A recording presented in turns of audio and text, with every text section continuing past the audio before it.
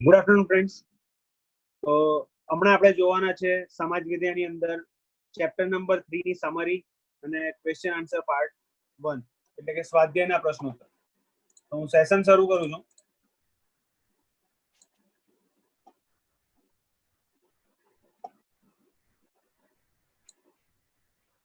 મિત્રો, મુઘલ સામ્રાજ્ય, તો એની સમરી જોઈ લઈએ કે પાણીપતનું પ્રથમ યુદ્ધ એ 20મી એપ્રિલ 1526 ના રોજ બાબર અને ઇબ્રાહિમ લોદી વચ્ચે થયું, જેમાં બાબરે વિજય મેળવી અને દિલ્હીની ગાદી ઉપર મુઘલ સામ્રાજ્યની સ્થાપના કરી. બાબરનું મૂળ નામ એ ઝહીરુદ્દીન મોહમ્મદ બાબર હતું. મુઘલ શાસકોમાં બાબર, હુમાયું, અકબર, જહાંગીર, શાહજહાં અને ઔરંગઝેબનો સમાવેશ થાય છે. બાબર એ કુશાગ્ર, બુદ્ધિવાળો અને શક્તિશાળી લડવૈયો હતો. તે ફારસી અને અરબી ભાષાઓને જાણકાર હતો. વળી તે પ્રકૃતિ પ્રેમી અને લેખક પણ હતો. તેણે તેની આત્મકથા સુઝુક એ બાબરી એટલે કે બાબરનામા લખી હતી. બાબરે ઈસવીસન 1526 થી ઈસવીસન 1530 સુધી ભારતમાં શાસન કર્યું હતું. હુમાયું એ ઈસવીસન 1530 દિલ્હીની ગાદીએ બેઠો હતો. હુમાયુંનો અર્થ નસીબદાર થાય છે. હુમાયુંને ગુજરાતના શાસન સુલતાન બહાદુર શાહ અને બિહારના શક્તિશાળી શાસક એ શેરશાહ સાથે યુદ્ધ થયા. કનોજના યુદ્ધમાં શેરશાહ હુમાયુંને હરાવીને તેને ભારતની બહાર હાંકી કાઢ્યો હતો. પરાજય પછી હુમાયું એ ઈરાન ચાલ્યો ગયો હતો અને થોડા સમય પછી ઈરાનના શહેનશાહની મદદથી તેણે કાબુલ અને કંધાર જીતી લીધા હતા. ઈસવીસન 1555 હુમાયુએ ભારત પર પુનઃ મુગલ સત્તાની સ્થાપના કરી હતી. શેરશાહ સૂરી એ અફઘાન વંશનો હતો. તેનું મૂળ નામ ફરીદ ખાં હતું. હુમાયુને હરાવીને તેણે ભારત પર પોતાની સત્તા સ્થાપી હતી. શેરશાહ સુધારક શાસક હતો. ડાકુ અને લૂંટારાઓને અંકુશમાં લઈને તેણે રાજ્યમાં શાંતિ સ્થાપી હતી. તેણે નવી ટપાલ વ્યવસ્થા ઊભી કરી તેમજ ધર્મશાળાઓ પણ બંધાવી હતી. તેણે બંગાળથી ઉત્તર ભારત સુધી ગ્રાન્ડ ટ્રંક રોડ નામનું નિર્માણ કરાવ્યું હતું. શેરશાહ એ ઈસવીસન 1545 તોપનું નિરીક્ષણ કરતો હતો ત્યારે અકસ્માતમાં મૃત્યુ પામ્યો. તેના પછી કોઈ શક્તિશાળી શાસક ગાદી પર આવ્યો નહીં. ઈસવીસન 1555 હુમાયુએ દિલ્હી અને આગ્રા ઉપર આક્રમણ કરીને અફઘાનોને હરાવી ફરીથી મુઘલ સામ્રાજ્યની સત્તા સ્થાપી. અકબરનો જન્મ ઈસવીસન 1542 અમરકોટના હિન્દુ રાજપૂત રાજાના ઘરે થયો હતો. તે માત્ર 14 વર્ષની વયે દિલ્હીની ગાદીએ બેઠો હતો. અકબર અને હેમુ વચ્ચે ઈસવીસન 1556 પાણીપતનું બીજું યુદ્ધ થયું, જેમાં અકબરનો વિજય થયો. અકબર અને મેવાડના રાણા પ્રતાપ વચ્ચે હલ્દી ઘાટીનું યુદ્ધ થયું, તેમાં અકબરનો વિજય થયો. અકબરે હિન્દુઓ પ્રત્યે ઉદાર નીતિ અપનાવી હતી. તેણે રાજપૂતો સાથે સામાજિક સંબંધો બાંધ્યા હતા તેમજ રાજપૂતોને સૈન્યમાં ઊંચા પદો પર નિમ્યા પણ હતા. અકબર એ બિન સાંપ્રદાયિક રાજા હતો. તેણે દિન્ને ઇલાહી નામનો નવો સંપ્રદાય સ્થાપ્યો હતો. તેણે રામાયણ, મહાભારત, અથર્વવેદ, પંચતંત્ર તેમજ બાઇબલ અને કુરાન જેવા મહાન ગ્રંથોને ફારસી ભાષામાં અનુવાદ કરાવ્યો હતો. અકબર એ સમાજ સુધારક પણ હતો. તેણે બાળ લગ્ન અને સતી પ્રથાનો વિરોધ કર્યો હતો. વળી તેણે યાત્રાવેરો પણ નાબૂદ કરાવ્યો હતો. બળજબરીપૂર્વક ધર્માંતરણ પર તેણે પ્રતિબંધ મૂક્યો હતો અને ઈસવીસન 1605 અકબરનું અવસાન થયું હતું. ત્યારબાદ જહાંગીરનો શાસનકાળ એ ઈસવીસન 1605 થી 1627 સુધીનો હતો. જહાંગીરે અકબરની નીતિઓને ચાલુ રાખીને હિન્દુઓ સાથે સારા સંબંધો સ્થાપિત કર્યા હતા. તેણે અકબરના સમયના સામ્રાજ્યને વિસ્તારવા અસમ અને દક્ષિણ ભારતના ગોલકોન્ડા સુધી વિજય મેળવ્યા હતા.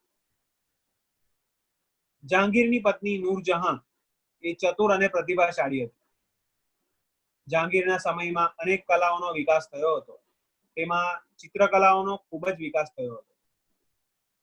જહાંગીર પોતે પણ મોટો ચિત્રકાર હતો. ઈસવીસન 1627 જહાંગીરનું અવસાન થતા તેનો પુત્ર શાહજહાં ગાદી આવ્યો હતો. શાહજહાંનું હુલામણું નામ એક ખુર્રમ હતું. તેણે દક્ષિણ ભારતમાં વિજય મેળવ્યો હતો. શાહજહાં એ કલા સ્થાપત્યનો પ્રેમી હતો. તેણે તેની પત્ની મુમતાજ મહલના અવસાન પછી તેની યાદમાં વિશ્વ પ્રસિદ્ધ તાજમહેલનું નિર્માણ કરાવ્યું, જે એક દુનિયાની અજાયબી ગણાય છે. ઔરંગઝેબ અને તેના ભાઈઓ દ્વારા શિકોહા, મુરાદ અને સુજા વચ્ચે રાજ્ય સત્તા માટે સંઘર્ષ થયો, જેમાં ઔરંગઝેબે સફળ થયો હતો. ઔરંગઝેબ લગભગ 50 વર્ષ રાજ્ય કર્યું હતું. આ સમયે મુઘલ સામ્રાજ્યનો વિસ્તાર ઉત્તરે કાશ્મીરથી દક્ષિણે જિંજી અને પૂર્વમાં ચટ્ટગાંવથી પશ્ચિમમાં હિન્દકુશ પર્વતમાળા સુધી થયેલો હતો. ઔરંગઝેબ એ અત્યંત સાદું જીવન જીવતો હતો. તેણે અકબરની ધાર્મિક નીતિઓને છોડીને ધાર્મિક અસહિષ્ણુતા દાખલ કરી હતી. તે સંગીત કલા, મૂર્તિ પૂજા અને ધાર્મિક ઉત્સવનો વિરોધી હતો. ઔરંગઝેબના સમયમાં ઘણા વિદ્રોહીઓ થયા હતા. આમ છતાં તેણે લાંબા સમય સુધી ભારતના મોટા ભાગ ઉપર શાસન કર્યું. ઈસવીસન 1707 ઔરંગઝેબના અવસાન બાદ મુઘલ સામ્રાજ્યના પતનનો આરંભ થયો હતો. પછી આવે છે મેવાડના રાણા. એ સંગ્રામસિંહ બાબરના સમકાલીન હતા. તેઓ રાણા સાંગા તરીકે ઓળખાતા હતા. રાણા સાંગા વીર યોદ્ધા હતા, છતાં બાબર સામે ખાનવાના યુદ્ધમાં તેમની હાર થઈ. પછી મુઘલ સામ્રાજ્યના શક્તિશાળી શાસક અકબરની સામે વીરતાથી લડનાર મહારાણા પ્રતાપ મેવાડના પ્રતાપી રાજવી હતા. અકબર અને મહારાણા પ્રતાપ વચ્ચે ઈસવીસન 1576 હલ્દી ઘાટીનું યુદ્ધ થયું હતું, જેમાં અકબરનો વિજય થયો હતો. પરંતુ મહારાણા પ્રતાપે ઉદયપુરની આસપાસના વિસ્તારોમાં સત્તા સ્થાપીને સંઘર્ષ ચાલુ જ રાખ્યો. ઈસવીસન 1576 હલ્દી ઘાટીના પરાજય બાદ મહારાણા પ્રતાપે ગોગુંડામાં રાજધાની સ્થાપી હતી અને એ પછી તેમણે ચાવડામાં રાજધાની સ્થાપી હતી. મહારાણા પ્રતાપે જીવના અંત સુધી મુગલો સામે સંઘર્ષ ચાલુ રાખ્યો હતો. માત્ર 51 વર્ષની ઉંમરે તેમનું અવસાન થયું. ત્યારબાદ છે વીર દુર્ગાદાસ રાઠોડ. એ મારવાડના શાસક જસવંતસિંહના મંત્રી અશ્કરણ રાઠોડના પુત્ર હતા. તેમની તુલના રાણા પ્રતાપ સાથે કરવામાં આવે છે.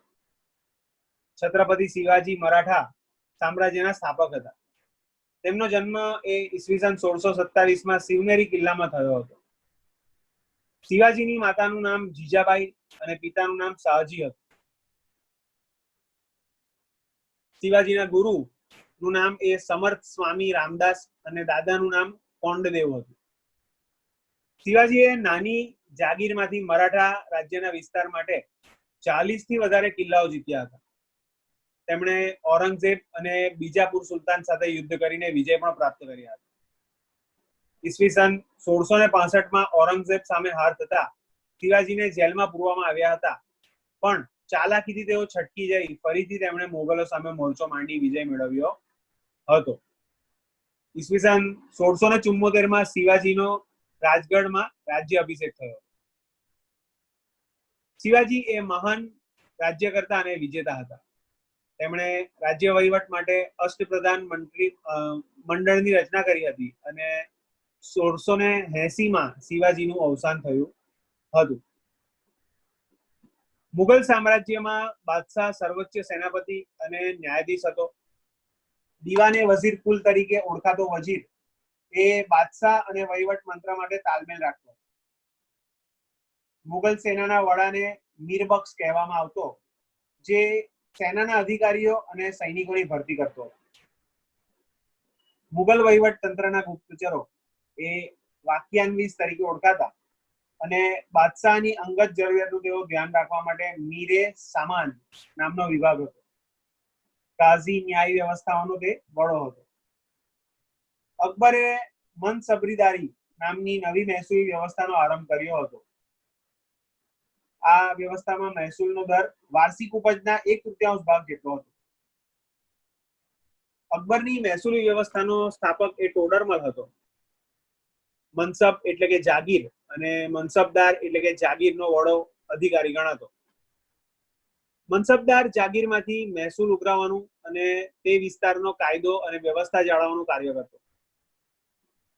મનસબદાર તેના વિસ્તારનો વડો ન્યાયાધીશ હતો. મુગલ શાસનમાં મનસબદારની વ્યવસ્થા એ વિશ્વમાં અનોખી અને સૌથી વધારે વેતન ધરાવતી હતી. મુગલ દરમિયાન ભારતીય સંસ્કૃતિ એ વિવિધ રીતે વિકસી હતી અને આ સમયે હિન્દુ અને મુસ્લિમ સંસ્કૃતિનો સમન્વય થયો હતો, જે ગંગા જમુના સંસ્કૃતિ તરીકે પણ ઓળખાય છે. બાબરે આગ્રા અને લાહોરમાં બગીચા બનાવડાવ્યા હતા.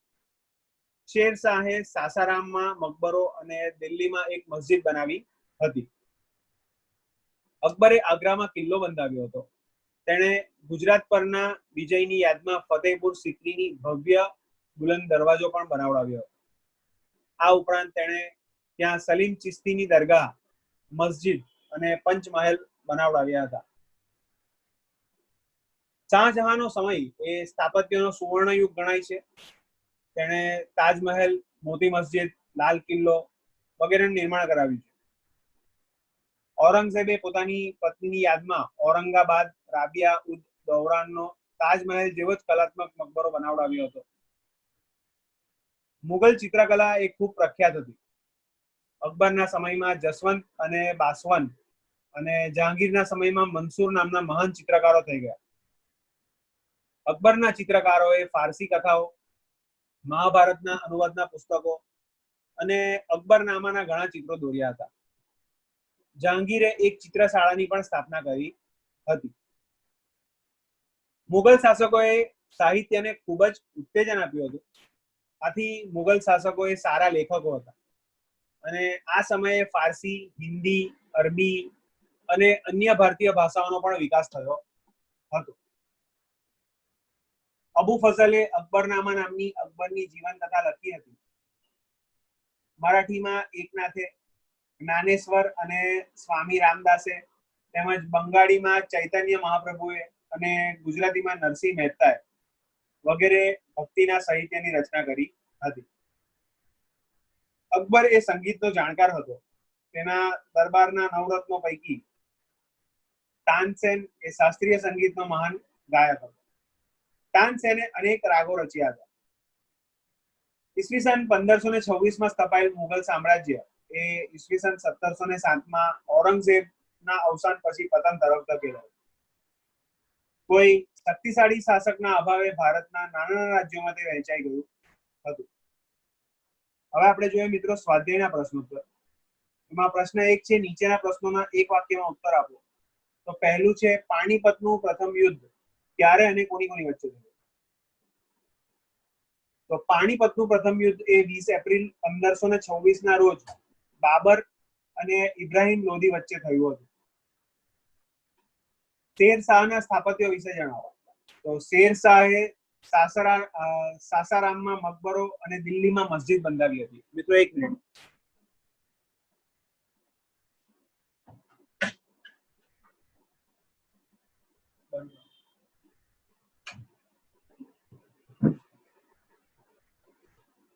ત્રીજું છે કે અકબરના સમયના મહાન સંગીતજ્ઞ ગાયકનું નામ આપો. તો અકબરના સમયના મહાન સંગીતજ્ઞનું ગાયકનું નામ છે તાનસેન. ત્યારબાદ ચોથું છે, જહાંગીરના ચિત્રકારોના નામ જણાવો. તો જહાંગીરના દરબારમાં મંસૂર નામનો વિશ્વ પ્રસિદ્ધ ચિત્રકાર હતો. તે પક્ષી ચિત્રકાર હતો. એટલે કે જહાંગીરના બીજા ચિત્રકારનું નામ અબુલ હસન હતું. ત્યારબાદ છે, છત્રપતિ શિવાજીનો જન્મ ક્યાં અને ક્યારે થયો? તો છત્રપતિ શિવાજીનો જન્મ એ ઈસવીસન 1627માં મહારાષ્ટ્રમાં શિવનેરી કિલ્લામાં થયો હતો. બીજો પ્રશ્ન છે કે નીચે પ્રમાણે માંગ્યા મુજબ ઉત્તર આપો. એમાં પહેલું છે, મુગલ વહીવટ તંત્ર રૂપરેખા. તો મુગલ વહીવટ તંત્રની વ્યવસ્થાની રચના એ અકબરે કરી હતી. મુગલ શાસનના કેન્દ્રમાં તે બાદશાહ હતો. બાદશાહને સલાહ આપવા, મદદ કરવા એક મંત્રી પરિષદ પણ હતી. બાદશાહની સત્તા એ સર્વોપરી હતી. તે સર્વોચ્ચ સેનાપતિ હતો. બાદશાહ અને રાજ્યના વહીવટ તંત્ર વચ્ચે તાલમેલ રાખવા વજીરની નિમણૂક કરવામાં આવતી હતી. તે દીવાને વઝીરે કુલ કહેવાતો. વઝીર એ નાણાં અને મહેસૂલી વ્યવસ્થાનો વડો હતો. સેનાના વડાને મીરબક્ષ કહેવામાં આવતો. મીરબક્ષ એ સેનામાં સૈનિકની ભરતી કરતો. તે સેનાના અધિકારીઓની નિમણૂક પણ કરતો. તે રાજ્યના ગુપ્તચર તંત્રની પણ દેખરેખ રાખતો હતો. મુગલ વહીવટ તંત્રના ગુપ્તચરો એ વાક્યાન્વીસ તરીકે ઓળખાતા. રાજ્યની ન્યાય વ્યવસ્થાનો વડો એ કાઝી હતો. મુગલ સમ્રાટની અંગત જરૂરિયાતોનું ધ્યાન રાખવા મીરે સામાન નામનો વિભાગ આવ્યો હતો. આ વિભાગનો ઉપરી સરકારી કારખાનાનો વડો હતો. ત્યારબાદ બીજું છે કે મુગલ સ્થાપત્ય કલાના નમૂના વિશે નોંધ તૈયાર કરો. તો મુગલ સ્થાપત્ય કલાની ઇમારતો એ અમૂલ્ય અને અપ્રતિમ ગણાય છે. ઇમારતોના બાંધકામમાં હિન્દુ મુસ્લિમ કલાનો સુભવ્ય સમન્વય થયો હતો. મુગલ સ્થાપત્યના મુખ્ય નમૂનાઓ નીચે પ્રમાણે છે, જેમાં પહેલું છે બાબરે પાણીપત પાસે કાબુલી મસ્જિદ, સંભલમાં જુમા મસ્જિદ અને આગ્રામાં એક મસ્જિદ બંધાવી હતી. બીજું છે કે અકબરે આગ્રામાં કિલ્લો બંધાવ્યો હતો. તેણે આગ્રાથી 36 કિલોમીટર દૂર પ્રખ્યાત સંત શેખ સલીમ ચિશ્તીની યાદમાં ફતેહપુર સિકરી નામનું નગર પણ વસાવ્યું. અહીં અકબરે ગુજરાતના વિજયની યાદમાં બુલંદે દરવાજા બંધાવ્યો હતો, જે ભારતનો સૌથી મોટો દરવાજો છે. આ ઉપરાંત તેણે અહીં સલીમ ચિશ્તીની દરગાહ અને મસ્જિદ અને પંચમહાલ વગેરે સ્થાપત્યો બંધાવ્યા હતા. ત્યારબાદ ત્રીજું આવ્યું બુલંદ દરવાજો, તમને અહીંયા દેખાય છે મિત્રો. ત્રીજું છે જહાંગીરના સમયમાં બંધાવેલા સ્થાપત્યોમાં સંગેમરમરનો સફેદ આરસ પહાણનો ઉપયોગ થયો હતો. ચોથું છે કે શાહજહાંને ઇમારતો બંધાવવાનો ભારે શોખ હતો. તેનો સમય મુગલ સામ્રાજ્યના સ્થાપત્યનો સુવર્ણ યુગ ગણવામાં આવે છે. શાહજહાંએ પોતાની પત્ની મુમતાજ મહેલની યાદમાં આગ્રામાં યમુના નદીના કિનારે તાજમહેલ બંધાવ્યો, જે દુનિયાની એક અજાયબી ગણાય છે. શાહજહાંએ આગ્રામાં મોટી મસ્જિદ પણ બંધાવી છે, જે અદ્ભુત ઇમારત ગણાય છે. તેણે દિલ્હીમાં પ્રસિદ્ધ લાલ કિલ્લો પણ બંધાવ્યો છે. પાંચમું છે ઔરંગઝેબે પોતાની પત્ની ની યાદમાં ઔરંગાબાદમાં તાજમહેલ જેવો જ કલાત્મક રાબિયા ઉદ દૌરાનનો મકબરો બંધાવ્યો. ત્યારબાદ ત્રીજો સવાલ છે કે છત્રપતિ શિવાજીના વિજય વિશેની નોંધ લખો. તો છત્રપતિ શિવાજી એ નાની જાગીરમાંથી વિશાળ મરાઠા સામ્રાજ્યનો વિસ્તાર કરવા 40 થી પણ વધારે કિલ્લા તેણે જીત્યા હતા. મુગલ બાદશાહ ઔરંગઝેબ અને બીજાપુરના સુલતાન સાથે લાંબા સમય સુધી સંઘર્ષ કરીને તેમણે વિજય મેળવ્યો હતો. જેમ કે ઈસવીસન 1646માં શિવાજીએ તોરણાનો કિલ્લો જીત્યો હતો. એ પછી તેમણે કલ્યાણ અને માહુલીના કિલ્લા પણ જીત્યા હતા.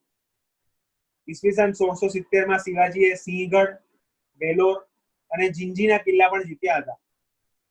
ઈસવીસન 1677માં તેમણે દક્ષિણના દરવાજા સમાન કોઈલનો કિલ્લો પણ જીત્યો હતો. ચોથું છે કે અકબરની ધાર્મિક નીતિની ચર્ચા કરો. તો અકબરે બિન સાંપ્રદાયિક નીતિ અપનાવી હતી. તેણે હિન્દુઓ પાસે લેવામાં આવતો યાત્રા વેરો અને જીજિયા વેરો રદ કરીને ધાર્મિક ઉદારતા દાખવી હતી. તેણે હિન્દુઓને પોતાના દરબારમાં અનેક રાજ્યની અન્ય સેવાઓમાં ઊંચા હોદ્દા ઉપર નિમ્યા હતા. તેણે પ્રજાના બધા વર્ગોને પોતપોતાનો ધર્મ પાળવાની છૂટ આપી હતી. બધા ધર્મો વિશે ચર્ચા કરવામાં અકબરે ફતેહપુર સિકરીમાં ઇબાદત ખાનું એટલે કે પ્રાર્થના મંદિર બંધાવ્યું હતું. અકબર દર શુક્રવારે જુદા જુદા ધર્મના વિદ્વાનોને ચર્ચા કરવા ઇબાદત ખાનામાં આમંત્રણ આપતો. તે તેમની ધર્મ ચર્ચા ખૂબ ધ્યાનથી સાંભળતો હતો. તેમાંથી તેણે પ્રત્યેક ધર્મના ઉત્તમ સિદ્ધાંતોને તારવીને દિન્ને ઇલાહી નામના નવા સંપ્રદાયની સ્થાપના કરી. આમ અકબરની ધાર્મિક નીતિ એ ઉદાર અને પ્રશંસનીય હતી. પાંચમું છે કે શેરશાહના સુધારાઓની ચર્ચા કરો. તો શેરશાહ એ ઈસવીસન 1540 થી 1545 ના 5 વર્ષ સુધીના શાસનકાળ દરમિયાન અનેક સુધારાઓ કર્યા હતા. એમાંના મુખ્ય સુધારાઓ નીચે પ્રમાણે. પહેલું છે કે શેરશાહે ચોર લૂંટારાઓનો ભય નાબૂદ કરીને રાજ્યમાં શાંતિ સ્થાપી હતી. બીજું, તેણે ઘોડેસવાર ખેપિયાઓ શરૂ કરીને નવી ટપાલ વ્યવસ્થા શરૂ કરી હતી. ત્યારબાદ ત્રીજું છે, તેણે વેપારીઓ અને યાત્રાળુઓ માટે ધર્મશાળાઓ બંધાવી હતી. ચોથું, તેણે રૂપિયાનું ચલણ શરૂ કરાવ્યું. પાંચમું, તેણે રાજ્યમાં વિશાળ લશ્કરની રચના કરી હતી. છઠ્ઠું છે, તેણે એક લાંબો રાજમાર્ગ ગ્રાન્ડ ટ્રંક રોડ નામનું નિર્માણ કરાવ્યું, જે બંગાળ અને ઉત્તર ભારત સુધી વિસ્તરેલો હતો. સાતમું છે, તેણે ટોડરમલની મદદથી જમીનની જાત અને ખેતીની ઉપજની સરાસરી પરથી જમીનની મહેસૂલનો કોઠો તૈયાર કરાવ્યો. આમ ઉપરયુક્ત સુધારાઓને કારણે શેરશાહને આજે પણ યાદ કરવામાં આવે છે. ત્રીજું છે પ્રશ્ન 3, નીચેના દરેક પ્રશ્નોના ઉત્તર માટે આપેલ વિકલ્પમાંથી સાચો વિકલ્પ લખો. તો પાણીપતનું બીજું યુદ્ધ ખાલી જગ્યા અને ખાલી જગ્યા વચ્ચે થયું. અકબર અને શિવાજી, અકબર અને હેમુ, બાબર અને ઇબ્રાહિમ લોધી કે મુગલ અને મરાઠા. તો પાણીપતનું બીજું યુદ્ધ એ અકબર અને હેમુ વચ્ચે થયું હતું. ત્યારબાદ બુલંદ દરવાજો કોને બનાવડાવ્યો? અકબરે, જહાંગીરે, શાહજહાએ કે ઔરંગઝેબે? તો બુલંદ દરવાજો એ અકબરે બનાવડાવ્યો હતો. ત્રીજું છે, દિલ્હીનો લાલ કિલ્લો ખાલી જગ્યા બનાવડાવ્યો હતો. બાબરે, અકબરે, હુમાયુએ કે શાહજહાએ? તો દિલ્હીનો લાલ કિલ્લો એ શાહજહાએ બનાવડાવ્યો હતો. અને ત્યારબાદ ચોથું છે કે અકબરનો જન્મ ખાલી જગ્યા નામના સ્થળે થયો હતો. અમરકોટ, ઈરાન, દિલ્હી કે જયપુર? તો અકબરનો જન્મ એ અમરકોટ નામના સ્થળે થયો હતો. તો ફ્રેન્ડ્સ, આ હતું આપણું ક્વેશ્ચન આન્સર પાર્ટ 1.